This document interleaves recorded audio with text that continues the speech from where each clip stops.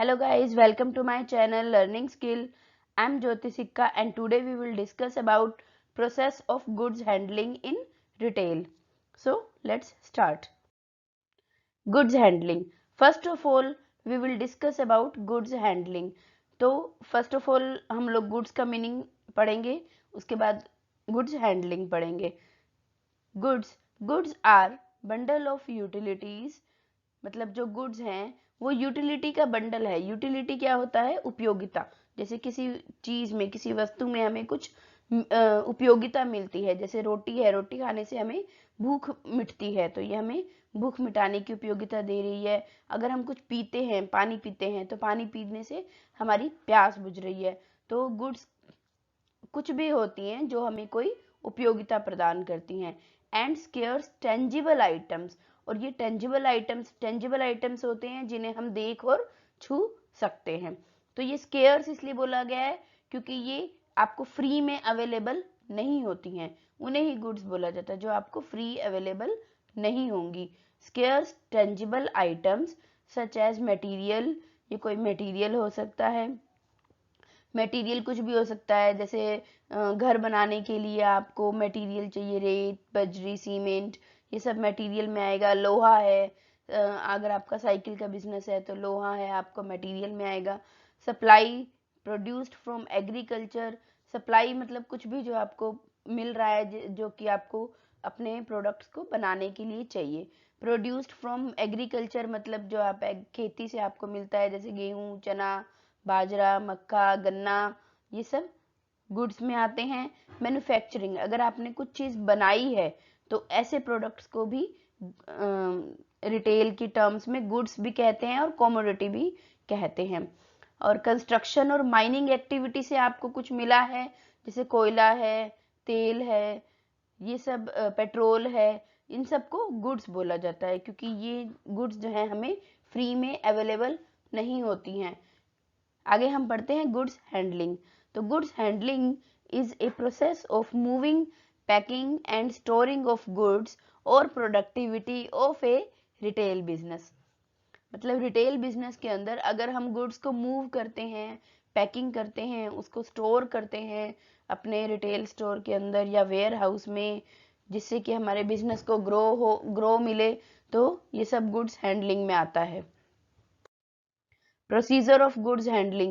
Goods handling is highly labor intensive as compared to other operation. It means जो goods handling का जो काम है ये बहुत ही ज़्यादा लेबर से जुड़ा हुआ है क्योंकि ये मैनुअली ज़्यादा किया जाता है और लेबर से कनेक्टेड है. It includes moving, packing and storing of goods. Procedure of good handling में क्या क्या इंक्लूड होता है? गुड्स को एक जगह से दूसरी जगह मूव करना, चाहे वो आप एक स्टोर से दूसरे स्टोर में कर रहे हो या मैन्युफैक्चरर से आप अपने रिटेल स्टोर में ला रहे हो या अपने ही स्टोर के अंदर एक जगह से दूसरी जगह पर गुड्स को मूव कर रहे हो, ये सब मूविंग में आता है. पैकिंग का मतलब है गुड्स को पैक करना, रैप करना, बड़े बॉक्सेस से छोटे बॉक्सेस में डालना या छोटे बॉक्सेस को फिर एक बड़े बॉक्स में डालना. स्टोरिंग ऑफ गुड्स, ये भी प्रोसीजर ऑफ गुड्स हैंडलिंग में आता है. It's need special care and attention. इसमें बहुत ज़्यादा केयर की और अटेंशन की ज़रूरत होती है. अटेंशन उन वर्कर्स की होती है जो ये काम को करते हैं क्योंकि ये एक ऐसा पार्ट है रिटेल का, गुड्स हैंडलिंग, जिसमें सबसे ज़्यादा टूट फूट होने के चांसेस होते हैं. Advantages of effective handling. Effective handling का मतलब होता है कि गुड्स को किस तरह से अच्छे तरीके से हैंडल करना कि आपकी आपकी जो रिटेल स्टोर में कुछ नुकसान ना हो, फायदा हो, नुकसान ना हो, कुछ टूट फूट ना हो, प्रोडक्ट्स का वेस्टेज ना हो. इन सब चीज़ों के लिए इफेक्टिव हैंडलिंग होना बहुत ज़रूरी है. और इसके फायदे क्या है? Number 1, lower the material handling cost. देखो, जितनी ज़्यादा आप गुड्स को हैंडल करते वक्त ध्यान रखोगे उतनी ही आपकी जो हैंडलिंग की कॉस्ट है वो कम हो जाएगी. हैंडलिंग की कॉस्ट कैसे कम होगी? कि टूट फूट कम होगी. Reduce the manufacturing time. अगर आप गुड्स को हैंडलिंग में वेस्टेज नहीं हो रहा है तो नेचुरली आप मैन्युफैक्चर उनको कम करोगे क्योंकि जितना वेस्टेज ज़्यादा होगा उतना ही आपको प्रोडक्ट ज़्यादा मंगाना पड़ेगा. Better control of goods flow. Goods flow का मतलब होता है कि रॉ मटेरियल से फिनिश्ड गुड्स में कन्वर्ट करना, इसे गुड्स फ्लो बोलते हैं। तो गुड्स फ्लो जितना आपका मटेरियल हैंडलिंग में वेस्टेज कम से कम होगा, उतना ही आपका गुड्स फ्लो अच्छा बनेगा। Safety in working and movement of material. देखो, अगर आप हैंडलिंग अच्छे से कर रहे हो, प्रोडक्ट्स की उठाते वक्त पूरा सावधानी प्रयोग कर रहे हो, कि सामान को उठाते वक्त, शेल्फ पे जचाते वक्त, या एक जगह से दूसरी जगह पर, एक स्टोर से दूसरी स्टोर में, या एक स्टोर में ही एक रैक से दूसरे रैक में मूव करते वक्त अगर आप पूरी सेफ्टी का ध्यान रख रहे हो तो टूट फूट बिल्कुल नहीं होगी, और या फिर बहुत कम होगी। तो इसमें सेफ्टी रहेगी, सामान की भी और वर्कर्स की भी। Decrease storage requirement. देखो, अगर आपके प्रोडक्ट्स 50 आ रहे हैं और उसमें से आपके 5 प्रोडक्ट्स वेस्ट हो रहे हैं, टूट फूट हो रहे हैं हैंडलिंग करते वक्त, तो आपके कितने प्रोडक्ट्स बाकी बच गए? 45 प्रोडक्ट बच गए। अब आप सेल करोगे 45 प्रोडक्ट्स को, तो आपको और रिक्वायरमेंट चाहिए। लेकिन अगर आपने हैंडलिंग करते वक्त केयरफुली किया तो आपके 50 के 50 प्रोडक्ट आपके बच गए and you can sell them. तो स्टोरेज रिक्वायरमेंट भी कम हो जाती है। क्योंकि टूट फूट जितनी ज़्यादा होगी, उतना ही आपका जो वेस्टेज ऑफ मटेरियल है वो ज़्यादा इकट्ठा हो जाएगा और आपको स्टोर करके भी उसको रखना पड़ेगा। Reduce the risk of hazards to life. अगर आपके सामान को इधर से उधर शिफ्ट करने में रिस्क नहीं है, टूट फूट नहीं है, वेस्टेज नहीं हो रहा है, तो जो वर्कर्स उस सामान को एक जगह से दूसरी जगह पर रख रहे हैं, उनकी लाइफ भी सेफ रहेगी। Material handling activities. Material handling activities को 3 पार्ट्स में डिवाइड किया है। Number 1, receiving. रिसीविंग का मतलब होता है जब आप गुड्स को मैन्युफैक्चरर से अपने रिटेल स्टोर के अंदर रिसीव कर रहे हो, इसे रिसीविंग कहते हैं। इन स्टोर हैंडलिंग। इन स्टोर हैंडलिंग का मतलब होता है स्टोर के अंदर ही आप गुड्स को हैंडल कर रहे हो। जैसे मैंने अभी बताया, वेयर हाउस से स्टोर में शिफ्ट करना, या रैक पर शिफ्ट करना, शेल्फ पर शिफ्ट करना। तीसरा होता है शिपिंग। शिपिंग होता है आप ट्रक से या किसी भी ट्रांसपोर्ट से अपने सामान को लोडिंग या अनलोडिंग करना। आइए इनको डिटेल में पढ़ते हैं। The first one is receiving. When material reach the store, store operation assistant receive the goods. Store operation assistant जो होता है रिटेल स्टोर के अंदर, उसी का ये बेसिक काम होता है। वो गुड्स को जब वो आती हैं रिटेल में, स्टोर में, तो वो उनको रिसीव करता है।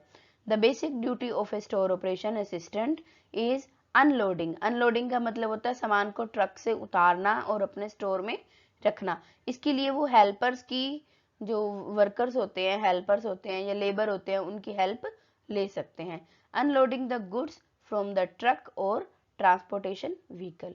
तो स्टोर ऑपरेशन असिस्टेंट अनलोडिंग का काम करेगा, इसे ही रिसीविंग कहते हैं। Unloading is done manually. ये मैनुअली किया जाता है। अनलोडिंग का काम जो है वो मैनुअली किया जाएगा, मतलब ट्रक से सामान को उतारना जो है और फिर रिटेल स्टोर के अंदर रखना, ये काम मैनुअली किया जाता है। इसीलिए ये सबसे ज़्यादा केयरफुल वर्क है, जिसमें सबसे ज़्यादा ध्यान रखने की ज़रूरत होती है। और इसके अंदर ये भी है कि आप जो भी वर्कर्स अपने रखें वो एफिशिएंट रखें, ताकि वो हेल्दी हों, स्ट्रॉन्ग हों, सामान को उठाते वक्त, रखते वक्त उनको चोट ना लगे और आपके सामान को भी नुकसान ना हो। नेक्स्ट है in store handling. In store handling का मतलब है स्टोर के अंदर सामान की जब मूवमेंट होती है तो उसको कैसे हैंडल किया जाता है। In store the material handling must be done with the proper equipment by experienced and trained staff. तो जो इन स्टोर हैंडलिंग है वो बहुत ही ट्रेंड स्टाफ जो होते हैं, एक्सपीरियंस स्टाफ होते हैं, उनके द्वारा करानी चाहिए। और प्रॉपर इक्विपमेंट्स जैसे आपका फोक लिफ्ट है या पैलेट जैक्स है, इनसे ही करानी चाहिए। प्रॉपर इंस्ट्रूमेंट्स आपके पास, इक्विपमेंट्स होने चाहिए।